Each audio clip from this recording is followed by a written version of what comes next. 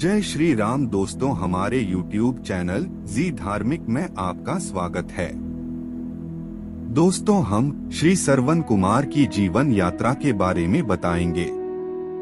दोस्तों, आप सभी से अनुरोध है कि वीडियो में अंत तक बनी रहे।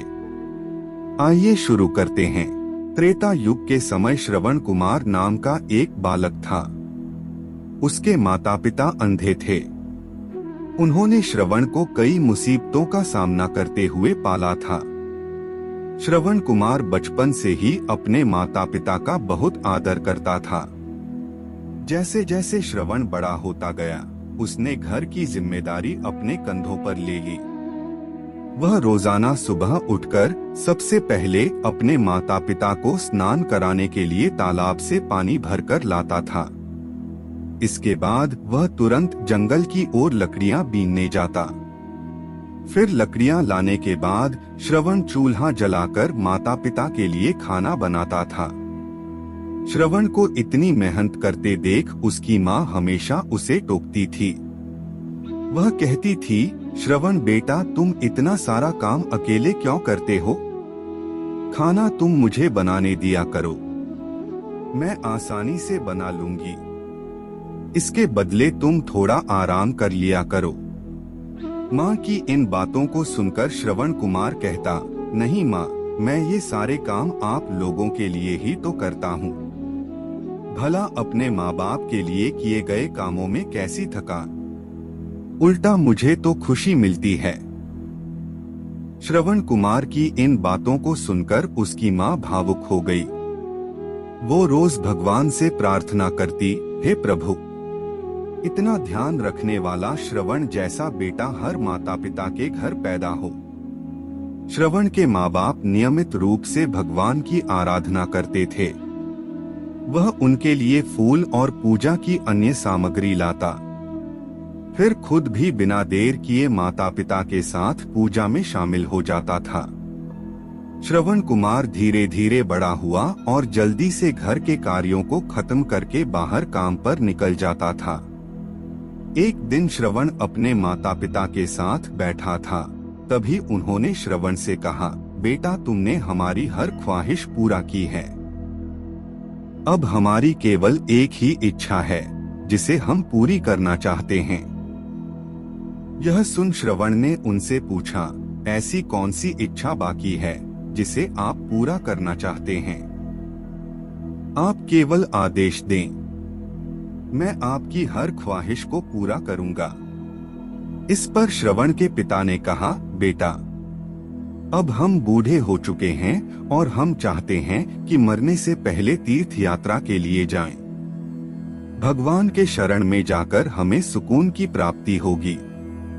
अपने माँ बाप की बात सुनकर श्रवण कुमार सोचने लग गया कि वह उनकी इस इच्छा को कैसे पूरा करेगा।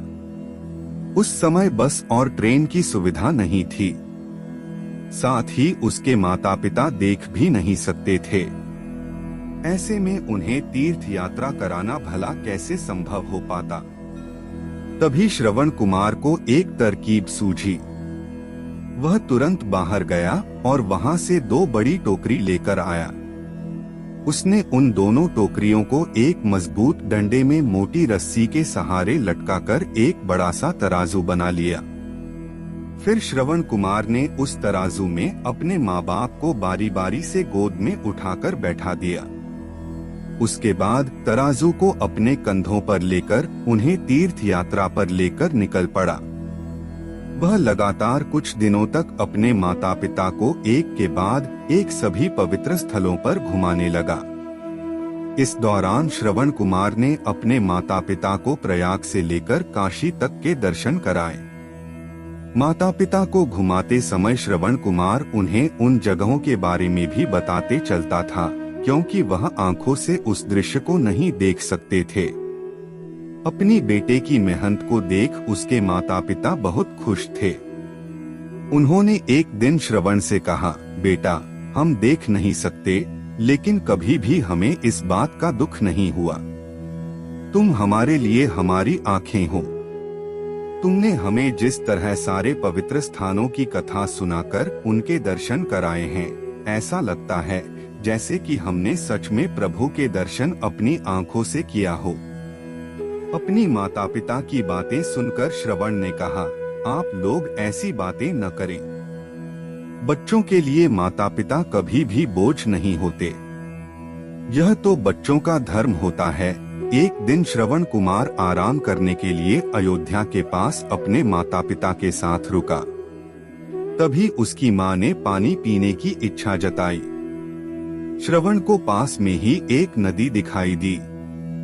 उसने अपने माता पिता से कहा, आप दोनों यहाँ आराम करें, मैं आप लोगों के लिए अभी पानी लेकर आता हूँ। नदी के पास पहुंचकर श्रवण कुमार कमंडलू में पानी भरने लगा। उसी जंगल में अयोध्या के राजा दशरथ भी शिकार के लिए पहुंचे थे। पानी में हलचल की आवाज सुनकर उन्हें लगा कि कोई जानवर पानी पीने आया है। उन्होंने बिना देखे केवल ध्वनि सुनकर ही अपना तीर चला दिया। दुर्भाग्य से वह सीधे श्रवण कुमार को लग गया। तीर लगते ही वह चीख पड़ा। इसके बाद राजा दशरथ जब अपने शिकार को देखने पहुंचे तो वहां श्रवण था। वो तुरंत श्रवण कुमार के नजदीक पहुंचे और कहा, मुझसे बहुत बड़ी भूल हो गई, मुझे माफ कर दीजिए। मुझे बिल्कुल नहीं पता था कि यहाँ कोई मानव होगा। मैं इस गलती का पश्चाताप करने के लिए क्या करूं कि तुम मुझे माफ कर दो। तभी करहाते हुए श्रवण कुमार ने कहा, यहाँ से थोड़ी ही दूर जंगल में मेरे माता पिता बैठे हैं। उन्हें काफी प्यास लगी है। आप उन तक यह पानी पहुंचा दीजिए और मेरे बारे में उन्हें कुछ भी न बताएं। इतना कहते कहते श्रवण कुमार की सांसें रुक गईं। श्रवण कुमार की मौत से राजा दशरथ सुन्न पड़ गए। किसी तरह वो श्रवण कुमार के बताए अनुसार जल लेकर उसके माता पिता के पास पहुंचे। श्रवण के माता पिता अपने बेटे की आहट को बखूबी पहचानते थे। जब राजा दशरथ उनके करीब पहुंचे तो उन्होंने आश्चर्य से पूछा, तुम कौन हो और हमारे श्रवण को क्या हुआ? वह क्यों नहीं आया? राजा दशरथ उनके सवालों का जवाब नहीं दे पाए। उन्होंने चुपचाप पानी उनकी तरफ बढ़ा दिया। तभी श्रवण की माँ ने चिंतित स्वर में जोर से कहा, तुम कौन हो और मेरा बेटा कहाँ है? ये बताते क्यों नहीं हो?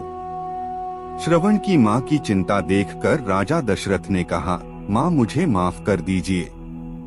शिकार करने के लिए मैंने जो तीर चलाया था वो सीधे आपके बेटे श्रवण को जा लगा। उसने मुझे आप लोगों के बारे में बताया, इसलिए मैं यहाँ पानी लेकर चला आया। इतना कहकर राजा दशरथ चुप हो गए। राजा दशरथ की बात सुनकर श्रवण की माँ जोर जोर से रोने लगी। उन दोनों ने अपने बेटे की मौत के गम में राजा दशरथ के लाए हुए पानी को हाथ तक नहीं लगाया। श्रवण के पिता ने तभी राजा दशरथ को पुत्र वियोग का श्राप दे दिया। कुछ ही देर बाद श्रवण के माता पिता ने अपने प्राण त्याग दिए। बताया जाता है कि श्रवण कुमार के पिता के श्राप के परिणाम स्वरूप ही राजा दशरथ को अपने पुत्र राम से दूर रहने पड़ा था। राजा दशरथ के इस श्राप के कारण ही भगवान राम को 14 वर्षों का वनवास हुआ, जिसका माध्यम दशरथ की पत्नी कैकेयी बनी। श्रवण के पिता की ही तरह राजा दशरथ भी अपने बेटे से दूरी को बर्दाश्त नहीं कर पाए और उन्होंने अपने प्राण त्याग दिए। दोस्तों, यह तो था श्रवण कुमार का जीवन यात्रा की कथा। दोस्तों, अगर आप श्रवण कुमार नहीं बन सकते तो नहीं सही, मगर आप अपने माता पिता का मन निराश नहीं कीजिएगा, क्योंकि माता पिता के रूप में भगवान होते हैं और माता पिता जो भी शिक्षा देते हैं उसे मानना बच्चों का कर्तव्य होता है।